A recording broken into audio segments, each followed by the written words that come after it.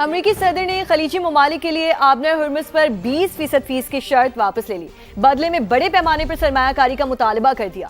Social media پر جاری بیان میں امریکی صدر نے کہا، ہم ایرانی بندرگاہوں اور ایرانی کارگو پر مکمل ناکہ بندی نافذ کریں گے۔ ایران کی جھوٹی اور شر پسند قیادت خود اپنے ملک کو تباہی کی طرف لے جا رہی ہے۔ خلیجی ممالک 20% معاوضے کی جگہ امریکہ میں سرمایہ کاری کریں گے۔ سب سے پہلے خبر فیلڈ مارشل سید عاصم منیر کے اہم ترین دورہ ترکیے کی۔ صدر رجب طیب اردوان سے ملاقات، خطے کی صورتحال اور باہمی دلچسپی کے امور پر تفصیلی تبادلہ خیال کیا۔ سپہ سالار کی ترک سیاسی اور عسکری قیادت سے بھی ملاقاتیں ہوئیں۔ مضبوط اسٹریٹجک شراکت داری کے فروغ کے لیے مشترکہ ویژن پر زور دیا۔ ترک وزیر قومی دفاع سے علاقائی صورتحال پر بھی بات چیت ہوئی۔ ترک جنرل سٹاف ہیڈ کوارٹرز آمد پر فیلڈ مارشل کو گارڈ آف آنر پیش کیا گیا۔ فیلڈ مارشل کی علاقائی اور عالمی امن و استحکام کے لیے شاندار خدمات پر انہیں ممتاز خدمات کا تمغہ بھی عطا کیا گیا۔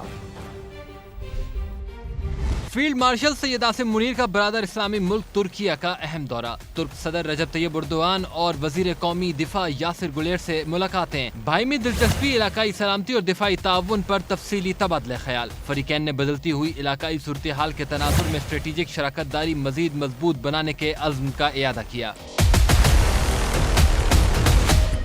ISPR کے مطابق ترک جنرل اسٹاف ہیڈ کوارٹرز آمد پر فیلڈ مارشل کو گارڈ آف آنر پیش کیا گیا۔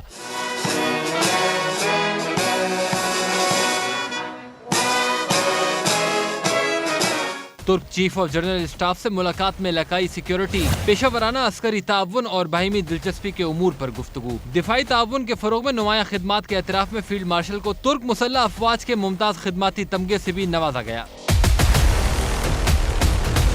فیلڈ مارشل کا ترک بری فوج کے ہیڈ کوارٹرز کا بھی دورہ۔ ترک بری افواج کے کمانڈر جنرل متین توکیل نے استقبال کیا۔ سپہ سالار کی انقرہ میں جدید ترکیہ کے بانی مصطفیٰ کمال اتا ترک کے مزار پر بھی حاضری، پھول چڑھائے۔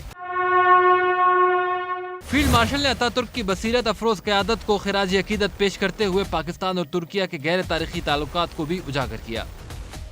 مشرق وسطیٰ میں کشیدگی پھر بڑھ گئی۔ امریکہ اور ایران کے ایک دوسرے پر تابڑ توڑ حملے جاری ہیں۔ تیسرے دن بھی ایران کے ساحلی شہر دھماکوں سے گونجتے رہے۔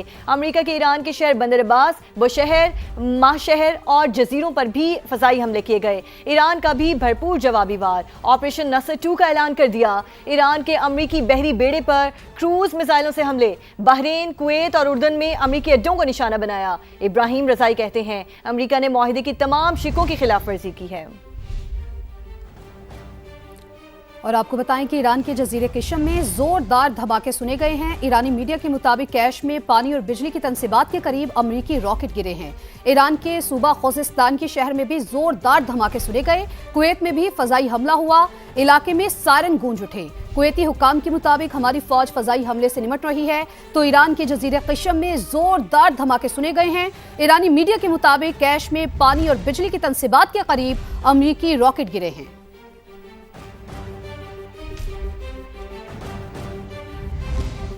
امریکی صدر نے خلیجی ممالک کے لیے آبنر ہرمز پر 20% فیس کی شرط واپس لے لی، بدلے میں بڑے پیمانے پر سرمایہ کاری کا مطالبہ کر دیا۔ سوشل میڈیا پر جاری بیان میں امریکی صدر نے کہا، ہم ایرانی بندرگاہوں اور ایرانی کارگو پر مکمل ناکہ بندی نافذ کریں گے۔ ایران کی جھوٹی اور شر پسند قیادت خود اپنے ملک کو تباہی کی طرف لے جا رہی ہے۔ خلیجی ممالک 20% معاوضے کی جگہ امریکہ میں سرمایہ کاری کریں گے۔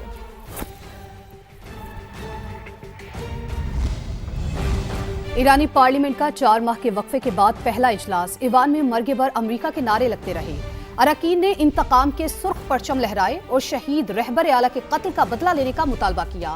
اجلاس کی صدارت ڈیپٹی اسپیکر حامد رضا نے کی۔ اس موقع پر سپریم لیڈر مجتبیٰ خامنہئی کا پیغام بھی پڑھ کر سنایا گیا۔ اب ذکر مولانا فضل الرحمان کے شہداء سے متعلق توہین آمیز بیان کا، جس پر سیاسی قیادت سیخ پا ہو گئی۔ حکومتی رہنماؤں نے شدید رد عمل کا اظہار کیا ہے، آپ کو دکھاتے ہیں۔ JUI سربراہ کا بیان شہداء کی قربانیوں کی توہین ہے، سیاسی قیادت ہم آواز۔ وزیر دفاع خواجہ آصف نے ٹویٹ میں لکھا کہ قربانی نظریے اور وطن سے وفاداری کے لیے ہوتی ہے، شہادت کو تنخواہ سے جوڑنا شہداء اور ان کے خاندانوں کی دل آزاری قرار۔ رانا ثناء اللہ نے کہا شہادت کا راز دنیا داروں اور تنخواہ داروں کی سمجھ سے بالا تر ہے، یقین محکم ہی ہماری آزادی اور بقا کا ضامن ہے۔ وزیر اطلاعات عطا تارڑ نے شہداء کو پوری قوم کا فخر اور قومی غیرت کی علامت قرار دیا، کہا وطن پر جان قربان کرنے والوں کی عظیم قربانیوں کو کسی دنیاوی پیمانے سے نہیں تولا جا سکتا، شہداء کے بارے میں سیاسی گفتگو کی کوئی گنجائش نہیں۔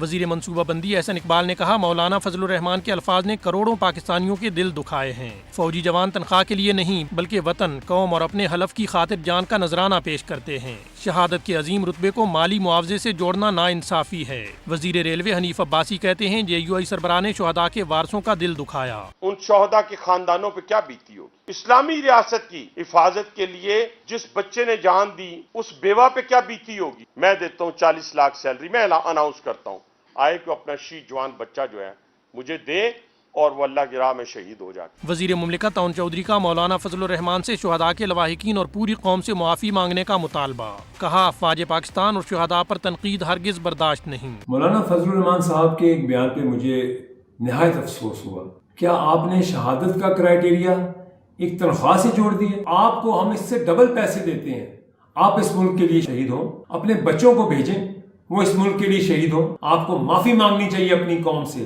اپنے شہداء سے، اپنے اس ملک کے جوانوں سے۔ وزیر پارلیمانی امور طارق فضل چودھری نے کہا پاک فوج صرف ایک ادارہ نہیں بلکہ قومی وقار، سلامتی اور بقا کی علامت ہے، شہداء کے لہو سے لکھی گئی تاریخ کسی سیاسی بیان سے مٹائی نہیں جا سکتی۔ شہادت ہے مطلوب و مقصود مومن، نہ مال غنیمت نہ کشور کشائی۔ وفاقی وزیر مواصلات عبدالعلیم خان کا افواج پاکستان کو سلام اور شہداء کو زبردست خراج عقیدت۔ سوشل میڈیا پر اپنے بیان میں کہا پاک فوج پاکستان کی سلامتی، استحکام اور دفاع کی علامت ہے، وطن کے دفاع کے لیے جانوں کا نذرانہ پیش کرنے والوں کی قربانیاں فراموش نہیں کی جا سکتی۔ قومی اداروں کے خلاف اشتعال انگیز بیانات اور دشمن کے پروپیگنڈے کو تقویت دینے والا طرز عمل قابل مذمت ہے۔ سیاست اپنی جگہ مگر ملک و قوم کے محافظ اداروں کا احترام سب پر لازم ہے۔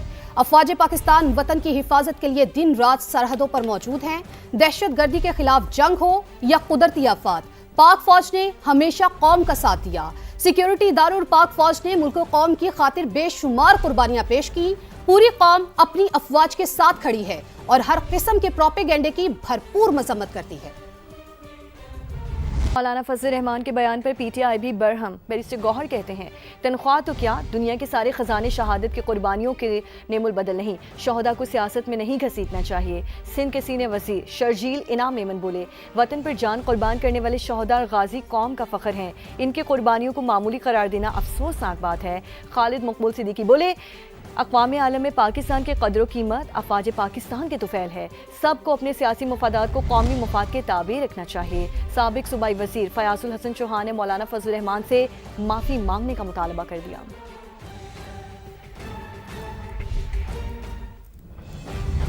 انتشاری ٹولہ انسانیت بھی بھول گیا، کالعدم جوائنٹ ایکشن کمیٹی کی آزاد کشمیر کا امن تباہ کرنے کی کوشش، راولہ کوٹ میں مسلح جتھوں کا سیکیورٹی فورسز اور عام شہریوں پر حملہ، فائرنگ سے رینجرز کا جوان شہید، 11 زخمی ہو گئے۔ آزاد کشمیر حکومت نے شرپسندوں کے سابق مقدمات کی واپسی کا نوٹیفیکیشن منسوخ کر دیا۔ کالعدم جوائنٹ ایکشن کمیٹی کی آزاد کشمیر کا امن تباہ کرنے کی کوشش، مسلح جتھوں کا راولہ کوٹ میں سیکیورٹی فورسز اور عام شہریوں پر حملہ، متیال میرا بس ٹرمینل کے قریب شہری آبادی کو بھی نشانہ بنایا، شرپسندوں نے خودکار ہتھیاروں اور گولہ بارود کا استعمال کیا، فائرنگ سے رینجرز کا ایک اہلکار شہید اور 11 جوان زخمی ہو گئے۔ پونچھ ڈویژن میں مسلح جتھوں کی فائرنگ سے پولیس اہلکار شہید اور فیڈرل کانسٹیبلری کا اہلکار زخمی ہو گیا۔ بھیانک واقعے سے کالعدم جوائنٹ ایکشن کمیٹی کا اصل چہرہ آشکار، مسلح جتھوں کی فائرنگ کا مقصد عوام کو اشتعال دلانا اور دھرنے میں جان پیدا کرنا تھا۔ جدید ترین ہتھیاروں کا استعمال اور بارود کی تیاری کھلی غنڈہ گردی ہے، ریاست اس قسم کی دھمکیوں سے ہرگز بلیک میل نہیں ہوگی۔ عوام کو یرغمال بنانے اور معمولات زندگی مفلوج کرنے کی ہر کوشش کا कानून के मुताबिक जवाब दिया जाएगा। वाक़े के बाद आज़ाद कश्मीर हुकूमत का कलअदम कमेटी से वाबस्ता कानून शिकन अनासिर के खिलाफ जीरो टॉलरेंस पॉलिसी का ऐलान, साबका मुकदमात की वापसी का नोटिफिकेशन मनसूख कर दिया, सरकारी इमलाक को नुकसान पहुँचाने, जलाओ घेराव, तोड़ फोड़ और सिक्योरिटी एहलकारों पर हमलों से मुताल्लिक तमाम मुकदमात दोबारा बहाल। मीरपुर पुलिस ने दोबारा कानूनी कार्रवाई शुरू कर दी। 2024 में असिस्टेंट कमिश्नर और पुलिस एहलकारों पर हमलों का मुकदमा फिर खुल गया। आज़ाद कश्मीर पुलिस के मुताबिक नामजद मुल्जिमान की गिरफ्तारियां जारी हैं। सरगना मेहरान के करीबी साथी जहीर समेत 6 मुल्जिमान गिरफ्तार किए जा चुके। मजीद गिरफ्तारियों के लिए छापे मारे जा रहे हैं। आज़ाद कश्मीर में इंतखाबी सरगर्मियां तेज। Chairman peoples party Bilawal Bhutto Zardari 3 रोज़ा दौरे पर मुजफ्फराबाद पहुंच गए। मुस्लिम लीग नून के सदर मियां नवाज शरीफ के दौरे आज़ाद कश्मीर का शेड्यूल भी तय कर लिया गया है। वज़ीर आज़म आज़ाद कश्मीर फैसल आठौर और पार्टी रहनुमाओं ने बिलावल भुट्टो का इस्तकबाल किया। बिलावल भुट्टो पूंछ और मुजफ्फराबाद डिवीजन के उम्मीदवारों और रहनुमाओं से मुलाकातें करेंगे।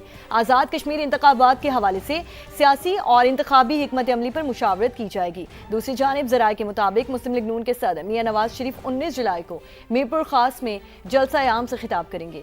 मियां Nawaz Sharif party ticket holder से मुलाकातें करेंगे और मुशावरत भी की जाएगी।